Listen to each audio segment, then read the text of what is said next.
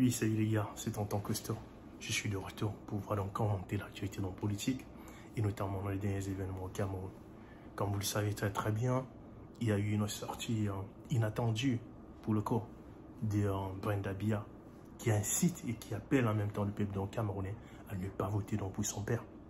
Oui, Brenda, c'est bien que tu nous rejoignes. Il est un peu tard parce que je pense que tu as peut-être la mémoire un peu courte. Ta mémoire elle est un peu courte dans le sens où c'est après 93 ans au pouvoir que toi particulièrement, tu as la décence de pouvoir donc te présenter devant les Camerounais et reconnaître dans le bilan assez catastrophique le naufrage dans l'économique, le naufrage dans le social du pays qui a été dirigé donc et qui continue à être dirigé donc par ton père depuis des décennies. Oui, c'est vraiment non terrible, c'est vraiment non, je dirais, stupéfiant de voir un membre de sa propre famille faire des déclarations aussi spectaculaires, incitant donc la majeure partie de la population ou le peuple camerounais tout entier à ne pas voter pour son père. Oui les gars, cela démontre en quelque sorte le niveau de reconnaissance, le niveau donc catastrophique, le niveau diabolique et une considération en quelque sorte et un constat ou une constatation par la personne donc, de Brenda Biya par rapport tout simplement au bilan donc je dirais pas nostalgique, mais le bilan donc catastrophique, le bilan donc terrible donc de son père à la tête dans ce pays depuis de nombreuses années. Brenda Biya, tu n'es juste que tout simplement dans le reflet ou tout simplement la confirmation de ce que bon nombre de Camerounais connaissent. Il est impossible au Cameroun de pouvoir aujourd'hui dans se soigner, tout simplement non, parce que le peuple camerounais n'a pas une infrastructure capable, un système social capable, un système de santé social qui permet à son peuple de pouvoir donc tout simplement non, se traiter et d'être en bonne santé.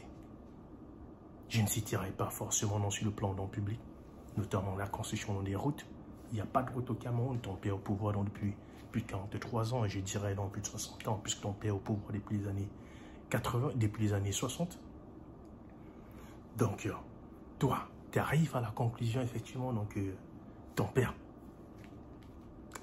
a été et sera, et pour toujours, comme tout simplement, non, le destructeur de la nation camerounaise. Ton père restera dans l'histoire et dans la mémoire donc, camerounaise comme un homme qui s'est accaparé, tout simplement, non, les privilèges dans son pays et qui a servi et qui continuera à servir dans les intérêts des nations étrangères. Oui, c'est le bilan de M. Biya. Oui, c'est la feuille de route que M. Biya entend donc conduire pour les 7 prochaines années depuis sa maison de retraite. Oui, c'est pas un courage. Je ne suis pas ici tout simplement pour pouvoir donc faire, je dirais tout simplement dans les éloges de Madame Biya ou tout simplement non Brenda Biya.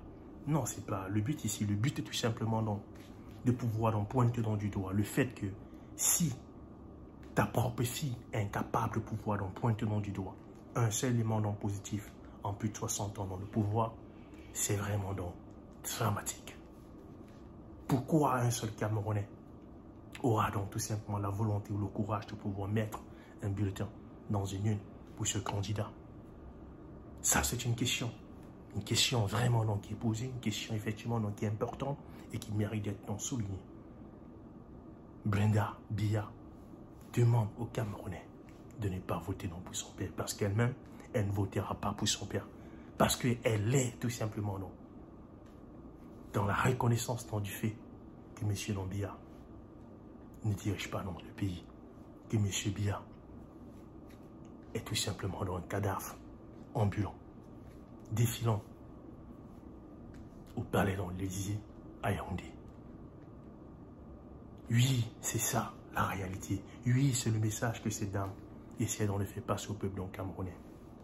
Oui, les gars, nous avons dans le devoir de changer dans la direction de ce pays et nous devions tout simplement non changer cette direction de ce pays parce que c'est important. C'est la vie de nos enfants qui est en jeu et nous nous battrons jusqu'à la fin. Nous nous battrons jusqu'au dernier jour. Nous ne reposerons pas jusqu'à ce que M. Biya et sa bande aient dégagé du pouvoir. Oui, les gars, c'est en temps costaud. C'est le message que je voulais faire passer aujourd'hui. Portez-vous bien. Ciao, ciao. Bye bye.